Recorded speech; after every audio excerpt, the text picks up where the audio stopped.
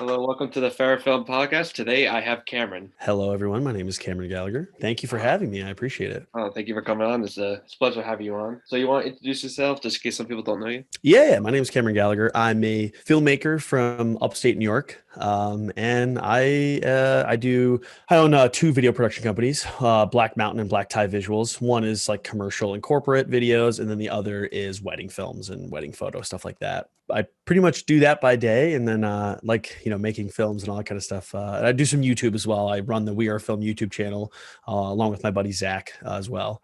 And so that's pretty much me in a nutshell. Big fan of that channel. We are filming. Oh, well, thank you. I appreciate it. I'm always glad when, it's kind of funny. We started that kind of out of nowhere, just as like let's just, maybe it'll help some people out. And I'm glad that it's, people are enjoying it and it's actually being helpful. No, definitely. It's definitely helpful. So if you haven't seen, if people that listen, if you haven't seen the Rickety Man trailer, I definitely recommend watching it. It was a phenomenal trailer, honestly. Thank you. Yeah. The Rickety Man's a pretty awesome project. Let's see, it was probably December. I had come across the script for the Rickety Man on actually a competition online, like the Killer Shorts. I actually thought it was a short film competition, and I was like, oh, maybe I'll submit to it or something. And I realized it was actually a short script competition. I was like, oh, well, that's kind of a bummer. But I didn't realize that you could actually go read the scripts online. So I could, go on and kind of reach out to people and read them. And I was curious. I was like, oh, I kind of want to read some of these scripts and just kind of see like what's going on and what people are out there making and writing. And I read through a bunch of them, and this one, the Rickety Man, really stuck out to me. And I talked to Jeremiah, who's the writer, and we kind of hit it off, and we both had very similar ideas for the project. And it was just like a fun, very like A24 type of horror film. And I'm a huge fan of horror. I love horror films. I like making them. In particular, it's what I prefer to make, and I think it just suits what I do. And then we were kind of just like, at first I was like, oh, well, let's see, could we even do this project? Because it's a period piece, and it's like, what kind of budget would we need? And is it even possible? And I started doing some research. And after some research, we kind of were like in the middle of pre-production. We're like, well, I guess it's possible.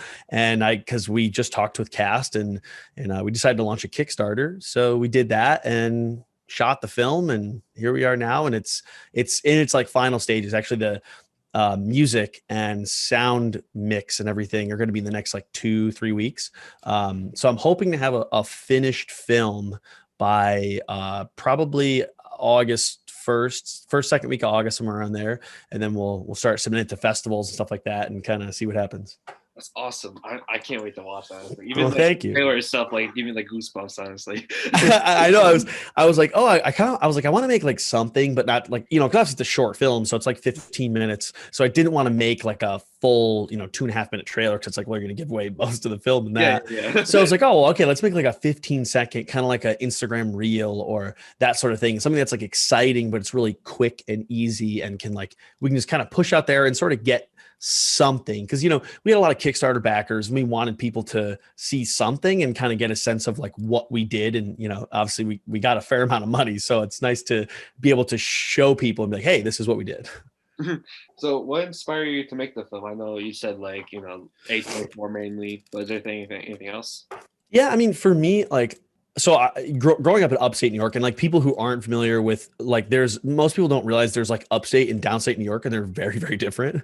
When you say New York, people think New York City, and upstate is very rural, like in the middle of nowhere, farmlands and woods and that kind of stuff. So for me, I grew up like basically in the woods, and our house was really set back, and I always had this like fear of like the woods. And me and my brother used to just go like hike, and we just go randomly wander around the woods, and it was creepy, but it was fun. And I always enjoyed that. And since I was a kid, I liked things like Goosebumps and just like anything scary I could watch, like just intrigued me. And the Rickety Man was kind of like the marriage of both of those for me. This is creepy, and it's, it has this kind of, like a lore to it. It's like a folk tale in a sense, but there was also this like A24 kind of relationship. There's a father-daughter relationship going on in the short. And for me, that was sort of like the icing on the cake of like, okay, this is a fun, creepy story, but not only that, it has this really like intense drama, and it alludes to more. There's the idea that it's, there's more going on, and there's this real sense of family drama and that sort of thing. So for me, I guess direct inspirations, The Witch was one of the biggest ones that we had talked about in making the film. I love that movie, and obviously it's a period too, so like that kind of helped. But for me, it was the idea of it's a drama, but there's this terrifying, and presence in that case, that also is being a part of it. And in our case, it's like we're just kind of snipped a little piece out of The Witch. It's this little tiny excerpt in a sense of what's going on. And in our case, it's to hopefully pitch as a feature film, because Jeremiah, the writer, actually has written a feature film. I think he's on like the second or third draft of it now, which I've gotten to read, which is awesome. And so that was kind of, I could say, the biggest inspiration, but also a lot of those things like from when I was a kid that just kind of came back, and I thought helped propel that, that having that fear of the woods and the Rickety Man being something that is very living in the woods and woods driven, made it that much more fun. I can definitely get the vibes of A24, which is like a horror film. Honestly, I love horror. Honestly. Oh, I'm glad. Yeah. See, to me, like the thing I love about the A24 horror films is they're scary. Like they're effective. They're a really scary film, but at the same time, they're not just like a throwaway story. They're really good at building characters and telling interesting different stories too. That's one thing I like, is they don't feel like I've seen them, when I go sit down and I know it's going to be an A24 film, I know I'm in for something different. Even if I don't like it, it was something different. So what were the challenges you had to deal with like while making this film? Yeah, I mean, there's a lot, honestly. It's every film, I think. I think the biggest thing and the scariest part at first was honestly budget. So we had kind of, like I was saying, we had kind of read the script, and I was like, I don't know if this is going to be possible. I sat down and I was like, okay, what do we know we can get? Well, we know we have some crew. We know we have some, like the base crew members. And it's like, okay, well, how much would it cost to get those people? So we start looking around and we're like, okay. And then the biggest issue was, can we get the locations? Because obviously it's a period, so you have to have period correct locations. And can we get the talent? That was going to be the tough one. It was like, can we get the location and the talent? And we went on. I've never used Backstage Casting before, like the casting website. And I did, and I went online and I put a casting call, and I was like, hey, listen, we're looking for a father character who's had to be like in his 30s, and then a daughter character who had to be about 9 to like 10 years old. And we had a ton of people just respond, like hundreds. And that was mind-boggling. And there was this one girl, Ava, who actually was cast in the film, who was kind of like okay, if we can get this girl, we can do this project. But the problem is that she lived in Texas. So it was, okay, well, now we're having to, this is not a local casting call now. This is like a real deal. So we sort of sat down and we're like, okay, if we're going to do this right, we're going to need, and we sat down, we figured out the numbers. It was going to be about $15,000 at least. And we've gone far over that. We just actually hit roughly about $26,000 for the short, which is insane to think or even like fathom. If you told me a year ago, I wouldn't have believed you. But that was the biggest challenge really, was like, okay, how are we going to make this money? Like, how are we going to come up with, $15,000 to spend? Like, that's just not sitting around in our pockets to do. And we were like, okay, well, what about Kickstarter and crowdfunding? And I had never done that before. Or that's not true. I actually had done like an Indiegogo once that was kind of like a little thing. And we raised nothing and it didn't even work out. So I was like, well, okay, I guess we won't do that. And we were like, okay, well, what if we do this right? And I talked to Ryan Polly, who's been on Film Riot a couple times. He had mentioned about his Pizza Time, his Kickstarter campaign, how it was like they really pushed certain things and how they'd like, he was just kind of breaking down everything for me. And it was super interesting conversation. So I took that mentality of, okay, if we're going to do this, it's got to be like a legit job at this point. And we went pretty hard. We created design assets for it. And, we had a ton of stuff done. I had concept art done, and, we made a video for it. Obviously it's like, okay, well, we can make a video for free because we do video production. So why not make a video? To my surprise, honestly, we raised the money and I couldn't believe it. There was people just coming out of nowhere giving us money. And it's kind of wild to think about. Like, you'd never think that would happen.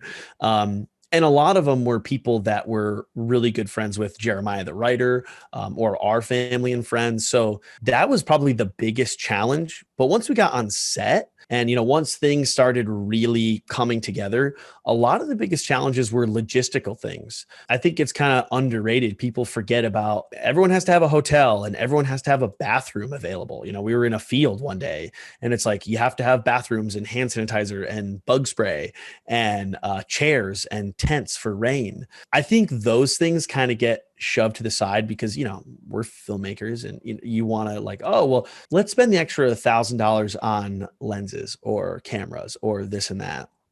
You kind of have to think more about the other stuff. The wardrobe was a huge cost, like a really big cost. That was a surprise to us. Not a surprise. We knew it was going to be expensive, but we didn't know it was going to be as expensive as it was. So I think those were probably the biggest challenges, was that learning curve of taking on a project this big. We had about a cast and crew of about 15 to 20 people, which was big for us. Just being able to manage that amount of people and make sure everyone's fed and, well rested and all that kind of stuff. Those things was a huge learning curve. And we did our absolute best. Obviously we tried. We didn't want anyone to be thirsty or hungry or, not comfortable, but that was definitely, I'd say, probably the biggest, I don't want to say issue, but the biggest learning experience for me. How does different compared to your other sorts like Faceless? Faceless was a phenomenal film. I love that film, honestly. Thank you. Thank you. I appreciate that. Yeah, I mean, it was really different. I mean, the biggest thing was the period and like the production design.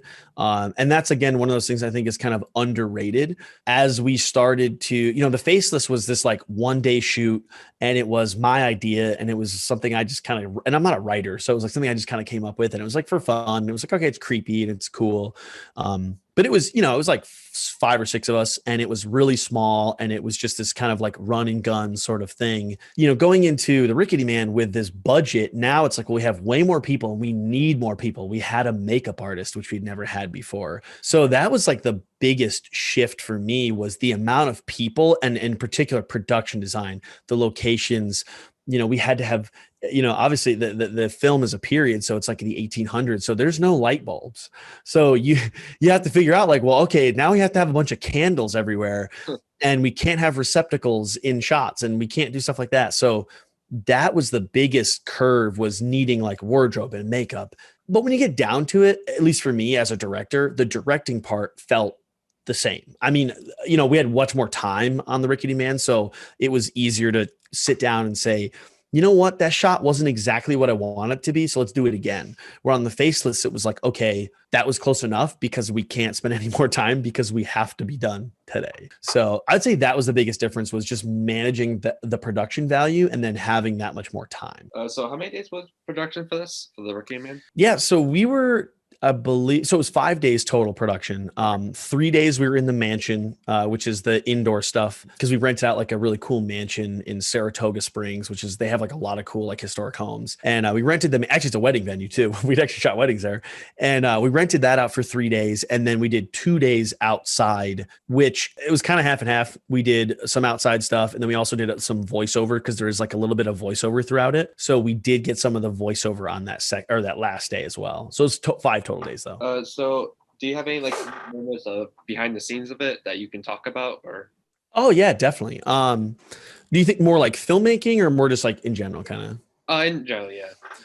Yeah, I mean, there was so much cool behind the scenes. Like we have a ton of behind the scenes footage too, which is great, which is awesome. We got a bunch of behind the scenes pictures. I mean, like some of the fun things for me that were really exciting is we had Josh, our DP, and Michael, our gaffer. They were awesome. Like they did such good work, and they really knew how to dial in a frame. And it was amazing for me to be able to step back and really just be the director and just direct actors. And that was so much fun for me, because I got to have this really cool relationship with Russell and Ava, who are the main stars of the film. And actually my brother makes an appearance in there.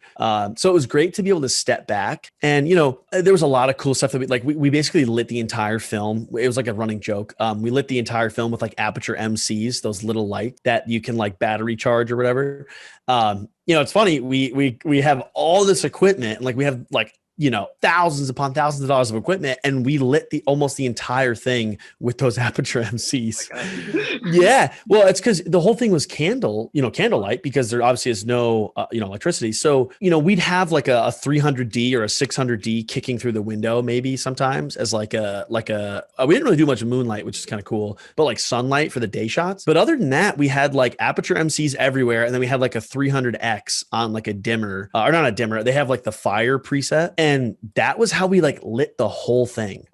And we shot a lot of like day for night. So we blacked out all the windows with plastic, which like is like the greatest secret I've ever come up with. I didn't come up with that. I mean, I shouldn't say that. The greatest secret that I've ever figured out was using black plastic for day for night shoots. We plasticed out windows, or if we had to put a light outside, we would build like a frame, like a tent outside and shoot the light through. And that made it so easy to shoot in the mansion, because it was pretty much all night scenes. So we would shoot all day long in the dark, which is not fun, but it is fun. I say that, it's very weird. You walk outside, it's like daylight, and you're like, I thought it was midnight. So there was a lot of that. And then the outdoor stuff, some of the things, actually to kind of go back on some of the things that went wrong, it started raining, or was supposed to rain on the Thursday. And we were really nervous because we had a lot of stuff to shoot, and Thursday, Friday, which are last 2 days, we're going to be terrible weather. It was Thursday morning, and I was standing at Zach's house, Zach, our producer, and I was like, Zach, I don't know what we're gonna do. Like, do we go for it or do we wait? And he's like, I don't know, man. We're gonna have to like make the call though. And I was like, let's just go for it. So we went for it, and it didn't rain. We somehow beat the rain, but we got all the outdoor stuff shot, and it worked out. But it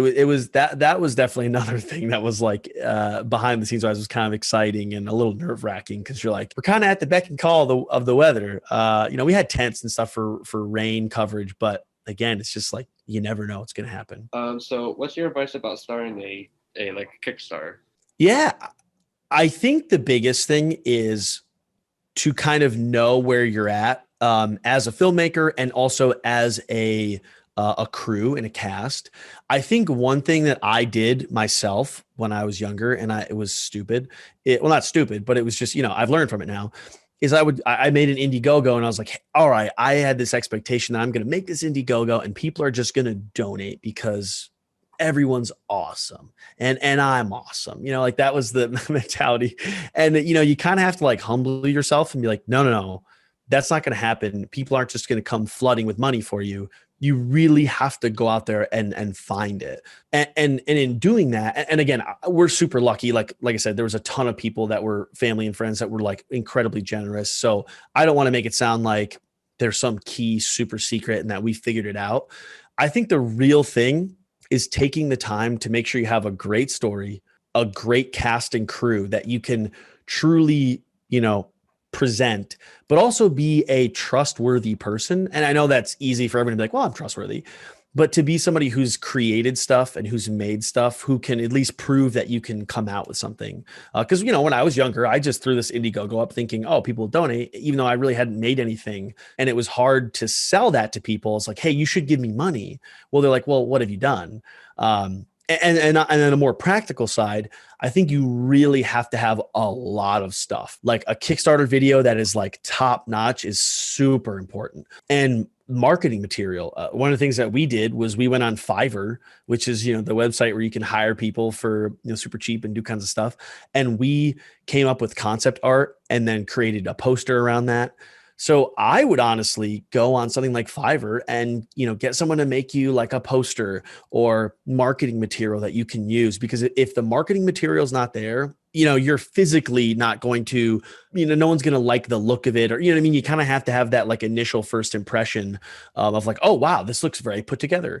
And, they have a really good logo and very good design to it and everything like that. So a practical side, you really have to have the marketing material, and you have to be like every day posting and hounding people. It's kind of annoying. And it feels like you're annoying people. But I think on a bigger scale, you really have to be confident in the project. Like we were confident in the fact that we knew if we got that money, this would be an amazing film, because Jeremiah did such a good job writing an amazing film.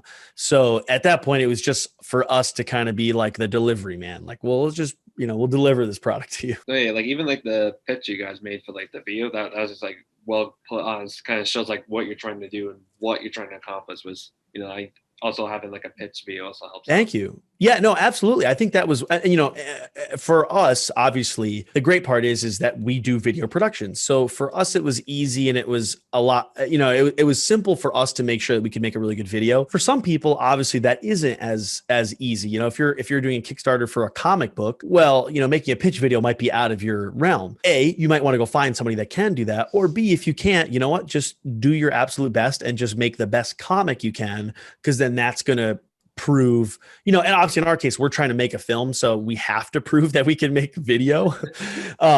But yeah, I mean, I don't think that should discourage someone from doing it. I just think whatever someone's good at and they're doing the Kickstarter for, they should really put their time and effort into what they're good at. But yeah, I definitely think a pitch video of some sort is huge. Like a lot of people that did donated because they said, they were like, we watched the video, they felt that we were genuine about the project, but they also could feel the quality of it. And they knew that we weren't just going to like take their money and run, because that's obviously the fear of Kickstarter, is that you'll just give your money up and never get anything back. So any advice for like upcoming like filmmakers, like also like can film festivals help with that way too? Yeah. I mean, for up and coming filmmakers, I feel like I'm still an up and coming filmmaker. So I it's tough for me to say I'll give advice, but I'll do my best. I think actually that's kind of the key, is to always remember where you are as a filmmaker. I think you have to be real with yourself. You have to make sure that, like if you're not ready to take on a $30,000 project or a $100,000 project, you need to be real with yourself and tell yourself, I'm not ready for that yet. There's been times where we've thought about doing bigger projects and it's like, we're probably not ready for that yet.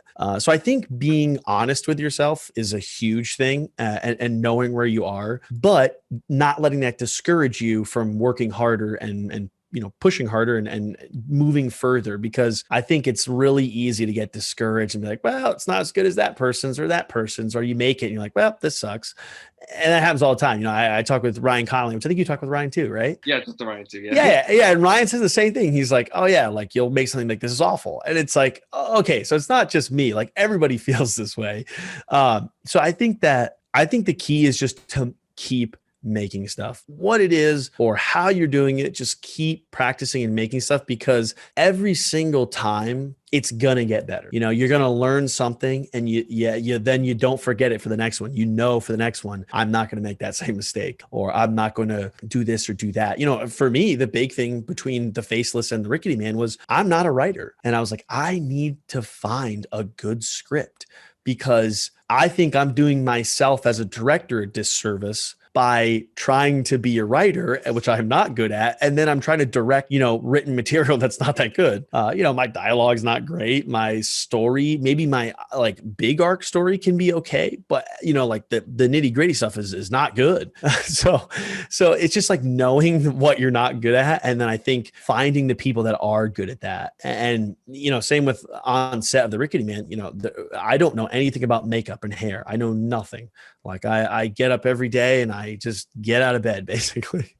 So for me, like going out and we found someone, Brianna, who was an incredible makeup artist and did hair, and she did such a good job. And it's like, oh, wow. Like she's doing makeup and hair and it's incredible. Summer Moore, who is our costume designer, we were like, when you talked a couple of times, we're like, okay, we got to find these costumes. She's like, I got it. She goes out and she finds incredible costumes. And it's just like, I don't know how to do that, but these people do. So I think finding people that are also interested in filmmaking, which I know can be tough depending on where you are geographically. Granted, I thought the same thing, because again, I'm kind of, I don't want to say in the middle of nowhere, but in a more rural area.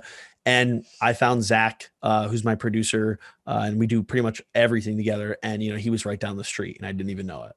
So I think the more you can find people who are good at what they do and you just focus on what you're good at, you can create something awesome in the end. And I guess with festivals too, I mean, I don't know. I'm not great when it comes to advice on that. I'm still learning. I had done an interview with a Zach from Shotlister, and he was talking about like reaching out. I think, did you talk to him too on the podcast? Yeah, I talked to him too. Yeah. Okay. And he talked about like reaching out to people ahead of time, and that's been a little bit difficult. But I've been using Film Freeway to reach out to some of the film festivals. I actually need to add a cover letter to all these ones. I've submitted to a ton already, and I've forgotten to write a cover letter, so I got to do that. So there's my tip: write a cover letter. Don't forget to write a cover letter. So what's your favorite part about being a filmmaker for you? Oh man, that's a good question. Uh, you know, oh man, I don't, it's tough. I guess I love making stuff. Like I just love making something, whether it's a story, or I'm just telling a story to someone. I love telling a good story, or at least attempting to. I love the idea of just creating something. And I think there's like, I think maybe people don't want to say it, but I think there's a sense of pride with that, where you make something and it's like you feel good, even though you may hate parts of it and you may think, wow, this could have been so much better. I think there's that like pride in the fact of like, oh, like I was a part of this, and I got to help make this. So for me, I think getting that feeling is the most fun, because honestly, as a filmmaker, and especially as a younger filmmaker, and just doing this, on the low end, it's not like you're putting the movie out there and there's like hundreds of thousands of people watching it and being like, wow, this is amazing. So it's definitely not for the gratification. So I think if you're looking for gratification, it might be the wrong path. But I think for me, it's just, like being on set was so amazing. Like sitting there, and I had to kind of pinch myself a few times, because I'm sitting there and we're in this mansion and these people have all these costumes on. And I was laughing. I was talking to Zach and I was like, it's funny because we're kind of like, hey guys, you all want to go play pretend? Like, let's all go play pretend together. And I think that part is what I love most. So any favorite directors that inspire you personally? Oh yeah, there's a ton. I mean, one of my favorite directors actually of all time by far, and it's more horror, is James Wan, who did like Insidious and The Conjuring, obviously Saw, and Dead Silence, all that kind of stuff. Obviously, he's recently done like Fury 7, Aquaman, those kind of things. He's been one of my favorites. Just as a whole, I love his style. I really like what he brings to a film. Like I feel like he's such a he just thinks differently, where I think a lot of other directors can kind of just, phone it in kind of. So, I mean, James Wan has been a huge, huge one. John Carpenter, obviously a classic film horror director. Of course, I mean, that's like, it's kind of staple. And the big guys like, Spielberg. I love Christopher Nolan too. I would say those guys are, Quentin Tarantino is great, obviously. Those big names are probably my favorites, because the other thing about those guys is I think they figured out the great combination between making like a blockbuster movie, but also making a film that's intimate, and that has good story, good character, and they know how to direct that. Steven Spielberg obviously is incredible at that. Look at a movie like E.T. E.T. is a blockbuster movie, yet it has such personal elements to it. And I think the best directors do that really, really well. I mean, prime example too is Christopher Nolan with like The Dark Knight and those movies. Those are superhero movies, yet they're so thematic and the characters are so interesting. So I think those guys are just incredible, because they can make these really big movies and small movies too, but they can just bring this like personal touch to it, where a lot of people, I think that's where they struggle. Favorite movie or TV show? Throwing questions. No, these are good ones. These are good ones. My favorite movie of all time is Raiders of the Lost Ark by far. Yes. But I will say, like, kind of tied for second is the film Insidious, because that really got me into horror filmmaking and like taking filmmaking seriously. Like that was the movie that I watched where I was like, I kind of think I want to make movies. Like it sort of clicked in my head, like, oh, this was created by someone, James Wan. And so I went on the deep dive of James Wan. I'm like, he made this and it's got his personal touch. So I would say it's a toss up between those two. TV show, I gotta say, my favorite TV show of all time is Breaking Bad. By far, like my absolute favorite. I just could like I think I've watched it through like 5 times now, and so yeah, that Breaking Bad is just incredible. So any upcoming things like you can talk about right now? Yeah, so I mean, we have a couple things. It's kind of like early because obviously we're still finishing up the Rickety Man, but we're never we don't like to sit around. I'm very impatient, so right now we actually have a short that we're trying to do before Halloween, which is a little ambitious. But we wanted to make something like simple and fun and creepy that we can put out around Halloween time, right around the time the Rickety Man will be going to festivals. So we're trying that right now. We're actually I just got today the newest version of the script from Jeremiah. So I'm excited to take a read at that later. And then we do have some bigger stuff that we're kind of toying with. We've toyed with the idea of a feature film.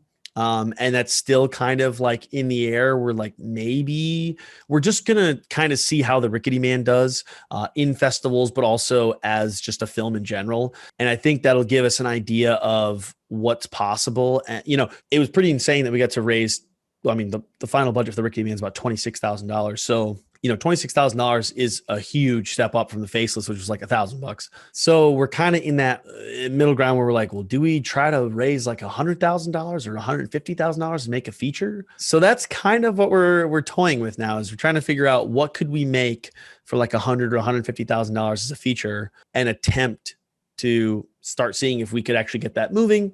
But we definitely got the Halloween one we're going to hopefully get out, and then probably come up with some more ideas and just keep at it. Cause I like to keep making stuff. I don't know, like it's an addiction, but, so no, we got a couple things, but nothing. I guess the Halloween one would be the closest one. Otherwise the rest of the stuff will be probably next year, which is a bummer, but. So this is the final question. All right. You want to know about me, myself? I do. I want to know. So talk to me more about your filmmaking. Cause what got you into filmmaking, and where are you at as a filmmaker, I guess? No, it's a broad question, but. So ever since Steven Spielberg, the Raiders of the Lost Ark, I was like, oh, I want to do that. Look at that. That's even better then. Yeah. And I've been kind of like making my own short films on my own with my friends. And I just graduated college. So now I'm kind of looking more, kind of trying to be a film director, which is my final goal where I want it to be. So yeah. Hopefully that's awesome. Yeah, I saw that you had some of the shorts coming out there. So now, are they like friends? Are they like friends, or are they like filmmaking friends, like people that are actually filmmakers? Nice. You're kind of pressuring them to do the filmmaking stuff. For the longest time, I did that, where I had like a ton of friends, and I was like, "Hey, you guys want to like make a film?" And there's like, "Yeah, okay, sure." And they show up and they'll do it, and they're great about it. But there's definitely that point where you're like, "Okay," like when you take it more seriously. Like, I want to do this seriously.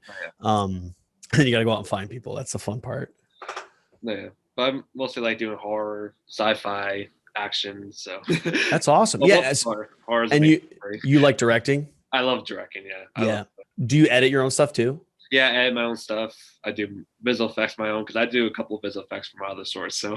Oh, that's awesome. That's great. Yeah, I mean, honestly, that's like one of the most fun things. Is I don't know, maybe it's just me, but like I've been trying to be more, I don't want to say proactive, but I guess reflective about the process of like, like the fun part of making a film is all of the stuff that is stressful and annoying sometimes, but it's like, that's so cool. Like that's, what I mean? That's so much fun that I get to even deal with that. Like the fact that I have to the fact that there's parts of filmmaking that are ugly, of course, every job and everything is, there's always some ugly part of it, but I've been trying to be more positive, or at least attempting to be more positive about like even the stuff that is not fun. It's still the fact that I can even do that, or even try to do that. So do you have any projects you're coming up on or working on, or? Yeah, I'm working on like 5 scripts right now. Nice. Oh, so do you write it yourself too? Yeah, I write myself out. I'm trying to work on my main goals to come out with my first feature, obviously. So that's awesome.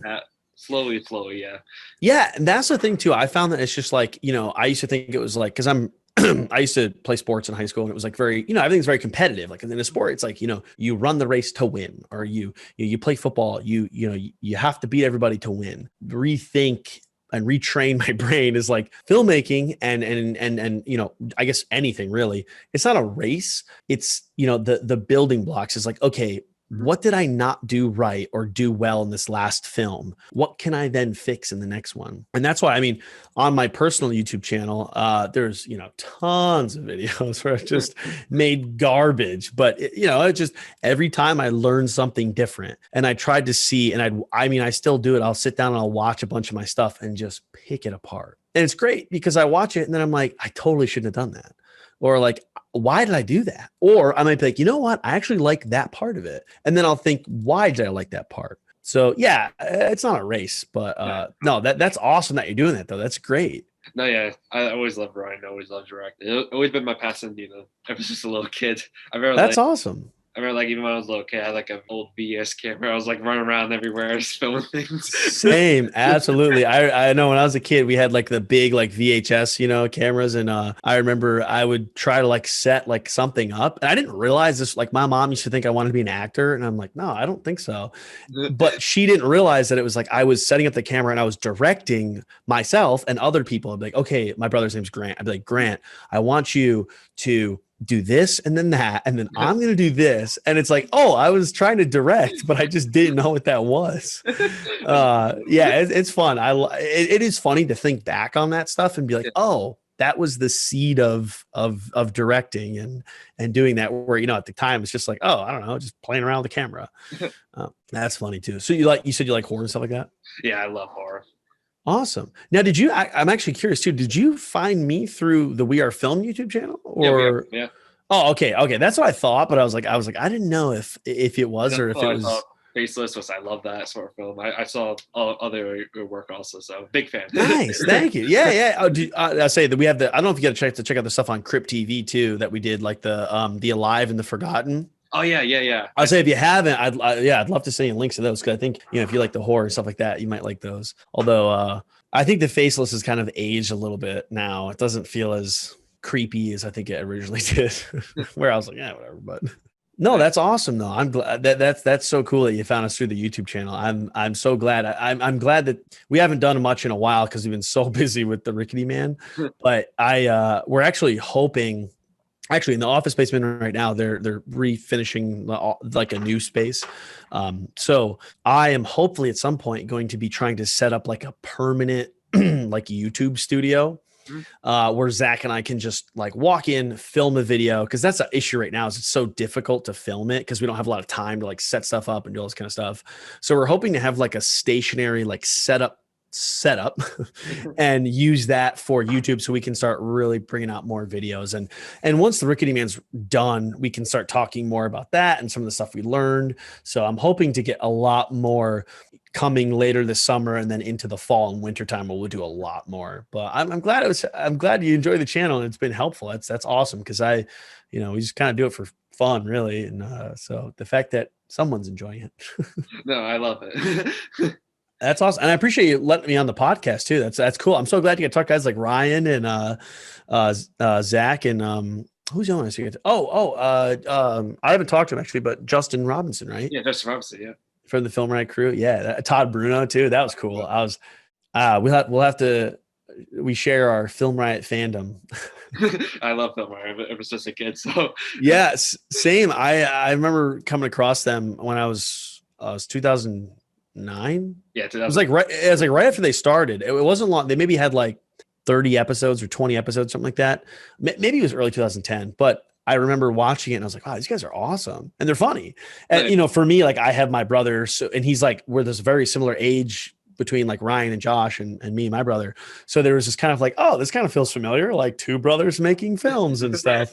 So no, that's awesome. I listened to that podcast, and that was great to listen. And Ryan was awesome to talk to. He's such a cool guy. And I love just he gives us such good, he's been really great about letting us try out some of the trying digital stuff and reviewing those and things like that. And we're actually kind of like beta testers now. So we get to test out some of the stuff before it comes out. And I'm super appreciative of that. But it's just been awesome to go from like watching the film to like talking with them. And like, they're just a bunch of cool people there.